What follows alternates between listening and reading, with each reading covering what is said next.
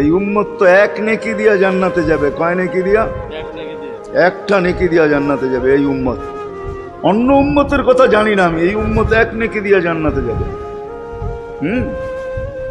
নবীর একটা আদর্শের কারণে জান্নাতে যাবে। সিরত মানি আদর্শ, আর এটা আমরা কদমে কদমে মুহতাজ।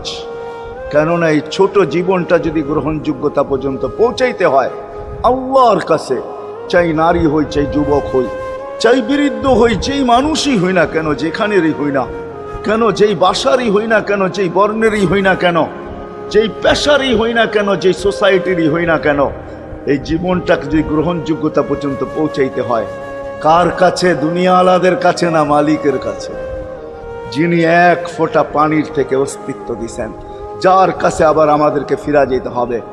পালানের কোনো সুযোগ নাই। এই জন্যই কোরআন আমাদেরকে বোঝায় আইনাল মাফার। আল্লাহ বলতেছে কোথায় ভাগবে তুমি, বলো কোথায় ভাগবে?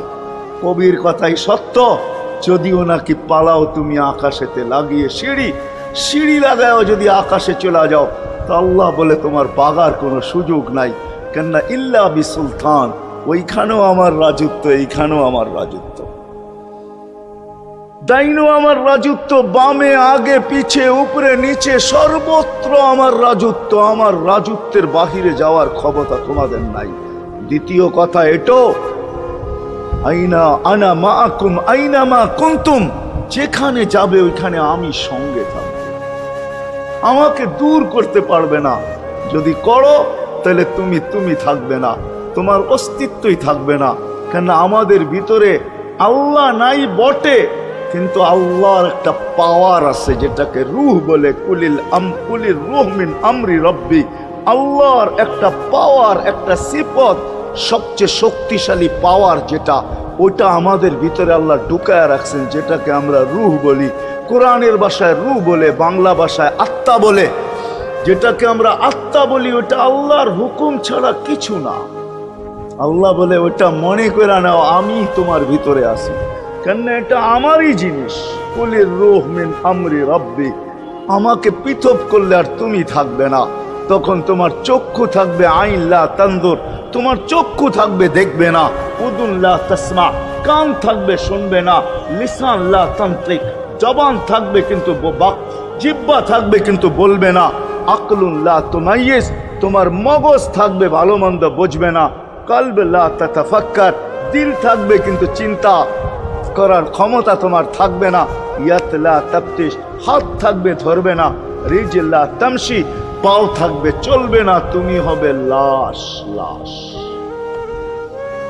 ওই আল্লাহ পর্যন্ত যদি গ্রহণযোগ্যতায় পৌঁছাইতে হয়, ওইখান থেকে বাহির হয়ে গেছি। ভালো তো বাসি, কিন্তু আগেরটুকু জানি না। ও মেরে দোস্ত, শুধু ভালোবাসলে চলবে না। আবু তালেবের চেয়ে বড় ভালোবাসা আপনার আমার ছিল না, ছিল না। সাহাবাদের মতো ভালোবাসা আপনার আর আমার নাই, আছে নাকি? হ্যাঁ, আবু তালেবের মতো ভালোবাসা ছিল।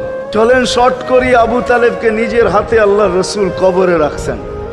যখন রাখতেছিলেন তখন চিৎকার দিতেছিলেন, আম্মি মা তারাক্তালি সাবিলা, চাচা কোন রাস্তা রাখলেন না আমার জন্য। বলছিলাম কলেমা পড়েন, পড়লেন না। বলছিলাম ঠোঁটটা হেলান, হেলাইলেন না। বলছিলাম চুপ থাকেন, তাও থাকলেন না। সর্বশেষ একটা চিৎকার দিলেন, আলা মিল্লাতি আব্দুল মুত্তালিব, আব্দুল মুত্তালিবের ধর্মের উপরে চলে যেতেছি। এই কথা বলে দুনিয়ার থেকে বিদায় নিলেন। চুপও যদি থাকতেন তো আমার জন্য কোনো সুযোগ হইতো। চাচা, ও চাচা, আমার জন্য কোনো রাস্তা রাখলেন না।